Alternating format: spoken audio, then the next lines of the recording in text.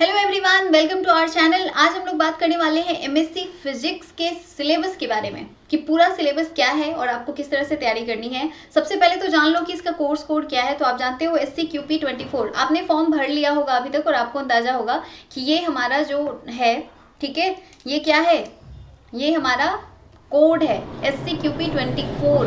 तो ये आपको ध्यान रखना है कि that is our code SCQP24, ठीक है। ये कोड आपको ध्यान रखना है बेसिकली फिजिक्स के लिए। अब बात कर लेते हैं कि क्या सारी चीजें हैं। तो आपको पता है कि ये 25 क्वेश्चन इस बार हटा दिया गया है, ये लास्ट ईयर का है, ठीक है। और सिर्फ आपका 75 क्वेश्चन ही पूछा जाएगा। एक क्वेश्चन 4 मार्क्स का होगा और अगर आप निगेटिव करते हो तो एक आपका निगेटिव होगा, यानी कि 1 मार्क्स आपका कट जाएगा, ठीक है। तो सिंपल ये एग्जाम पैटर्न है आपका कि अगर आप फॉर्म आपने भर दिया है, कोड आपने फिल कर दिया है SCQP24, अब आपको सिलेबस देखना है। अब आपको तैयारी किस तरह से करनी है, किस किस चीज की तैयारी करनी है। तो कुछ भी नहीं, आपको सिर्फ फिजिक्स की तैयारी करनी है और कुछ नहीं पढ़ना है। जैसे लास्ट टाइम था आपको जनरल अवेयरनेस भी साथ में पढ़ना पड़ता था, वो चीज इस बार नहीं है। आपको सिर्फ फिजिक्स पढ़ना है। और क्या सारी चीजें पढ़नी है, चलो आ जाओ हम लोग देख लेते हैं। यहाँ पे सबसे पहले तो मैथमेटिकल मेथड्स है, सिंपल सा, वो वेक्टर अलजेब्रा, कैलकुलस, मल्टीपल, ये सारी चीजें, इससे भी रिलेटेड कुछ क्वेश्चन पूछे जा सकते हैं।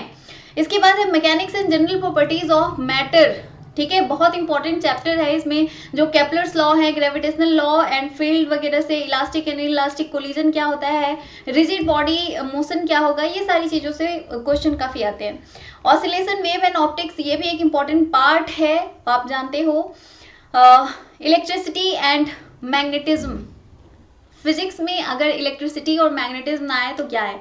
अगर आपने अभी तक कुछ भी नहीं पढ़ा है, आपको लग रहा है कि पता नहीं क्या होगा नहीं होगा, तो मैं आपको बता रही हूँ बेसिक जो आपने 12th में पढ़ा है, ठीक है, ग्रेजुएशन की बात छोड़ दो, जो आपने 12th में बेसिक सारे पढ़े हैं, अगर वो भी आपका पूरा अच्छे से आपको आ रहा है, मतलब 12th वाला अगर आपको आ रहा है सारा कुछ, जैसे इलेक्ट्रिसिटी एंड मैग्नेटिज्म अगर आप जानते हो, मतलब करंट, मैग्नेटिज्म अगर आपने पढ़ा है 12th में, तो आप जो बेसिक क्वेश्चन आएंगे, बहुत हार्ड क्वेश्चन नहीं आते हैं। लास्ट ईयर पेपर अगर आप देखोगे ना तो आपको पता चल जाएगा।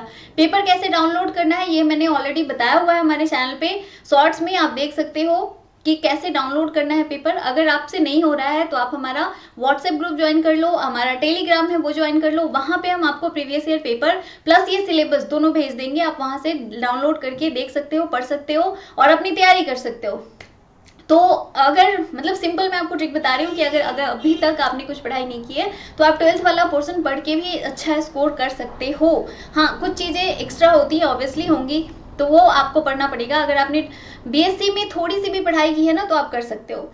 चलो अगला है kinetic theory and thermodynamics. Obviously thermodynamics तो रहना ही है।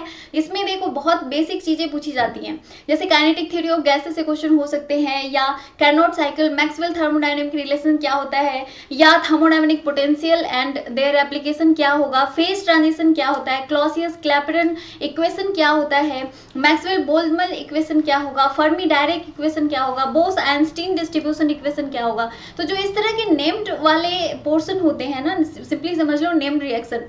और काइनेटिक थ्योरी और थर्मोडायनेमिक्स ये केमिस्ट्री में भी मिलता है, तो कहीं से भी आपने पढ़ाई की हो, बट ये सारी चीजें आपको पता होनी चाहिए। अगर आगे और हम बात करें मॉडर्न फिजिक्स, देखो मॉडर्न फिजिक्स हमेशा से इंपॉर्टेंट पार्ट रहा है। चाहे आपने वो 12th में जेई पेपर वगैरह दिया हो, उसमें भी आपको पता होगा कि जेई में सबसे ज्यादा अगर कुछ क्वेश्चन पूछा जा रहा है तो वो करंट, मैग्नेटिज्म और मॉडर्न से रहता है, ठीक है। सेम चीज यहाँ पे भी है, CUET PG में भी अगर आप देखोगे ना तो करंट, मैग्नेटिज्म, ऑप्टिक्स और मॉडर्न, इससे सबसे ज्यादा सवाल रहते हैं। इसके बाद है solid state physics, devices and electronics, ठीक है। इतने ही है आपके सिलेबस में और कुछ भी नहीं है, आप देख रहे हो, ठीक है। तो इसमें सबसे इंपॉर्टेंट पोर्शन मैंने आपको बता दिया कि आपको मॉडर्न और दूसरा कौन सा, इलेक्ट्रिसिटी एंड मैग्नेटिज्म और ऑप्टिक्स के कुछ पोर्शन। तो ये 3 ऐसा पोर्शन है जिससे सबसे ज्यादा सवाल पूछे जाते हैं। तो ये है टोटल फिजिक्स का सिलेबस और इतने ही में आपको क्या करना है। अब बोलोगे कि कितना स्कोर करना है, तो अगर आप BHU में जाना चाहते हो तो स्कोर 200 से ऊपर रखना, ठीक है। 200 से ऊपर रखोगे तभी आपका BHU में एडमिशन हो पाएगा, अदरवाइज नहीं होगा, ये ध्यान रखना।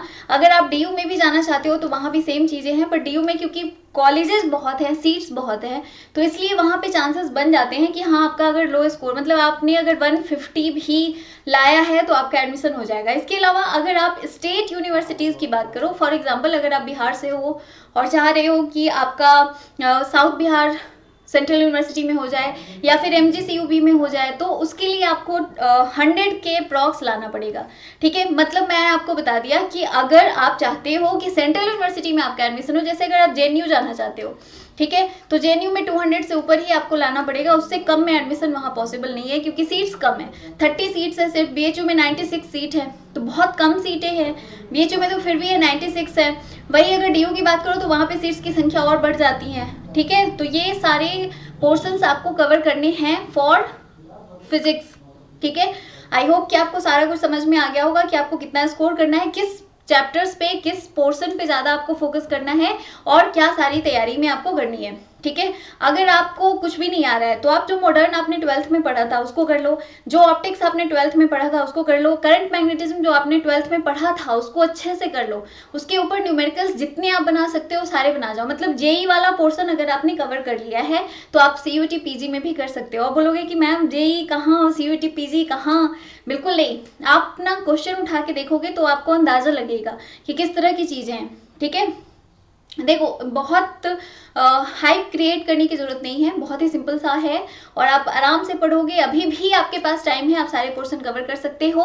कोई भी क्वेरी हो तो आप हमें कमेंट करके जरूर बताना। हमारा एप्लीकेशन है एकेडमी पॉइंट, आप उसे भी डाउनलोड कर सकते हो। इसके अलावा भी अगर आपके मन में कुछ बात है तो आप कमेंट करके मुझे बताना, मैं उसके ऊपर वीडियोज लेकर आने की कोशिश करूंगी। आज के लिए इतना ही, thank you so much for watching, bye bye. Video अगर पसंद आती है तो लाइक जरूर